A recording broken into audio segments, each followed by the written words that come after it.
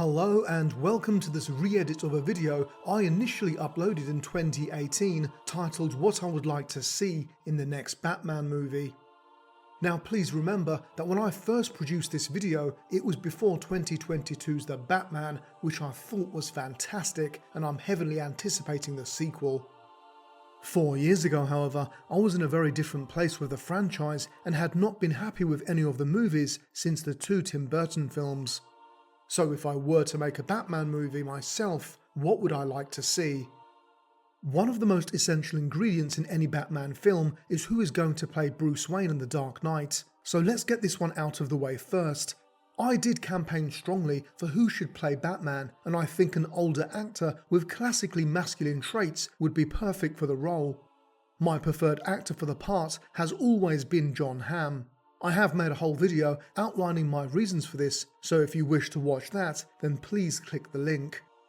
Now the portrayal I would like to have seen from Hamm was a very dark and enigmatic version of the character, which I think that he would have depicted extremely well.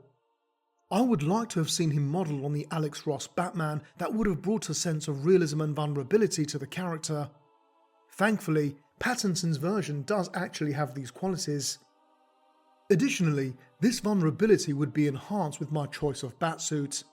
In any future films, I would like to see something like the Batsuit from the Arkham Asylum or Arkham City video games, which would return us to a more traditional Batsuit with a believable modern twist. For me, less is more. The same is true of his gadgets, and I would equip him with the standard items such as an earpiece linking him to Alfred and the Batcomputer, an array of batarangs, his utility belt, and a grappling gun. The Batmobile would be something like the vehicles from the Burton movies or the animated series, which I think suited the character perfectly. However, I would also be more than happy with the Batmobile from Dawn of Justice. The editor of several Batman titles, Dennis O'Neil, once described Gotham City in the most fitting way. O'Neil said, "Gotham City is Manhattan below 14th Street at 11 minutes past midnight on the coldest night in November." This quotation has always resonated with me, and I feel that it describes Gotham perfectly. As a result, this is how I would depict my Gotham: always dark, always raining or snowing, and permanently winter. Furthermore, I would also set the film in the 1940s or 50s. Just like the animated series, I would have modern technology like computers wrapped in an old-fashioned setting, providing a beautiful eclectic mix. Moreover, I would love to see the Art Deco aesthetic employed by the awesome animated series, but combine it with the gothic aspect from the Tim Burton films. Now in actual fact, I feel like Burton already did this to an extent with Batman Returns, and I would want to see a homage to these versions. An extra element that I would like to see for the setting are the Blade Runner-esque neon-lit rooftops, which Gotham actually had before the Sprang Act. Again, this is something I have also witnessed in the Arkham video game franchise, which I think complements the fictional city perfectly. So now that we have our Gotham City and Batman, what story would I like to see him in? Still to this day, my favourite Batman graphic novel remains as Grant Morrison and Dave McKean's classic Arkham Asylum, A Serious House on Serious Earth. Likewise, I'm also a massive fan of the video game with the same title, so either version would be fine by me. Ultimately, I would want to see a film where Batman has been forced to spend the night in Arkham Asylum by the Joker, whilst a plethora of his most terrifying adversaries are there to greet him. Ideally, the duration of this film would be 2.5 to 3 hours, commencing with Batman fighting crime on the streets of Gotham City. This would give the movie a lively start that would satisfy modern audiences before his nightmare in the asylum begins. Additionally, I would also like to see Batman or Bruce Wayne within Wayne Manor going about his daily routine after a hard night of fighting crime. I think it is here that we could truly get to know the character and what makes him the person who he is. His interactions with Alfred would be essential here. So I guess it would be halfway through the movie when Batman gets the call from Commissioner Gordon where he discovers that the Joker demands his presence at the asylum.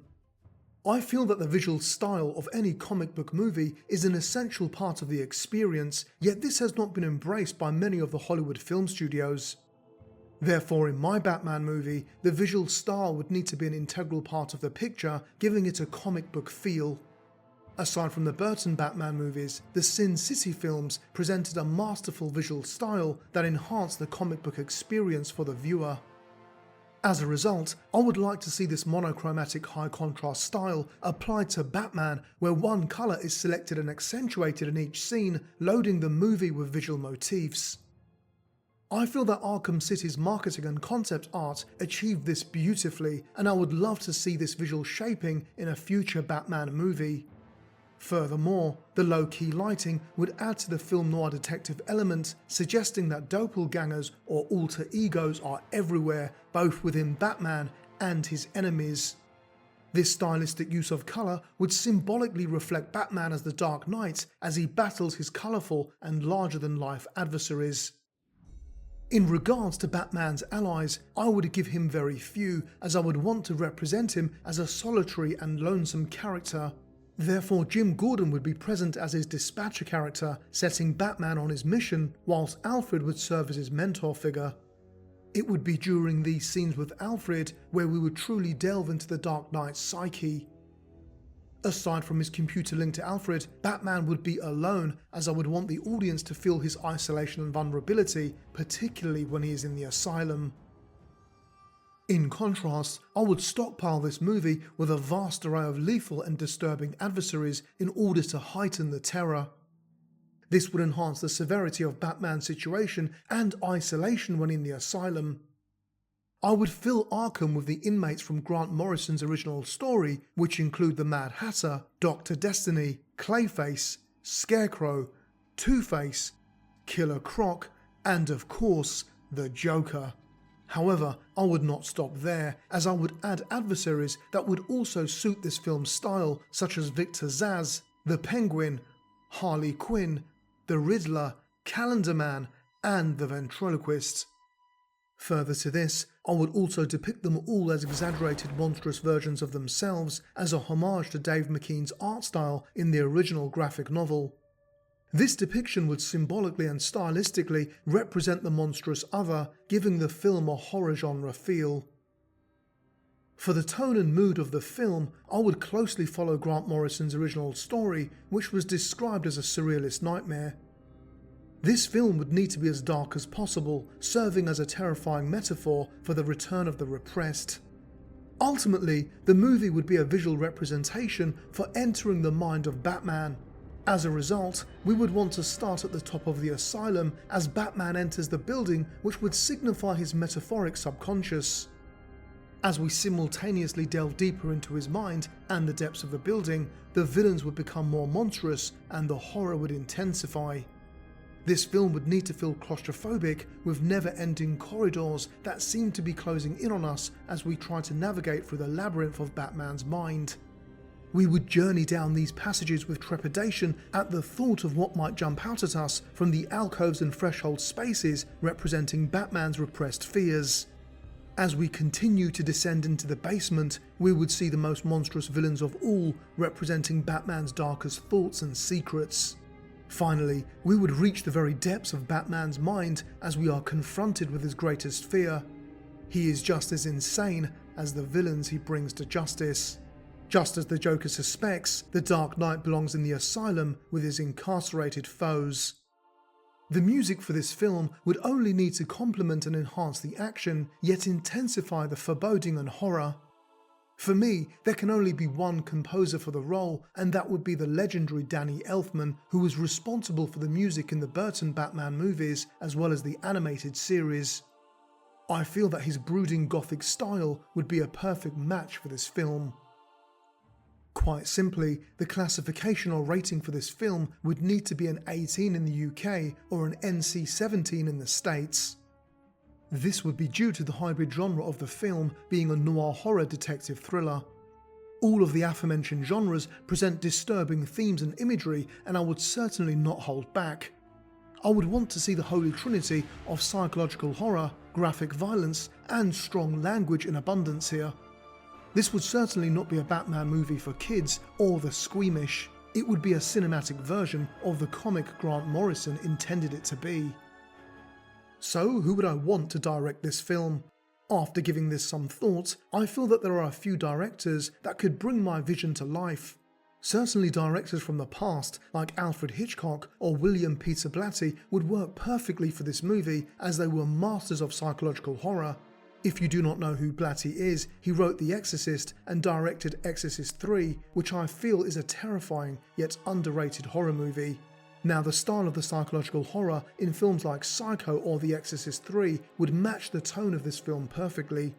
Sadly, however, these gentlemen are no longer with us, so we would need to look at directors who are actually working today.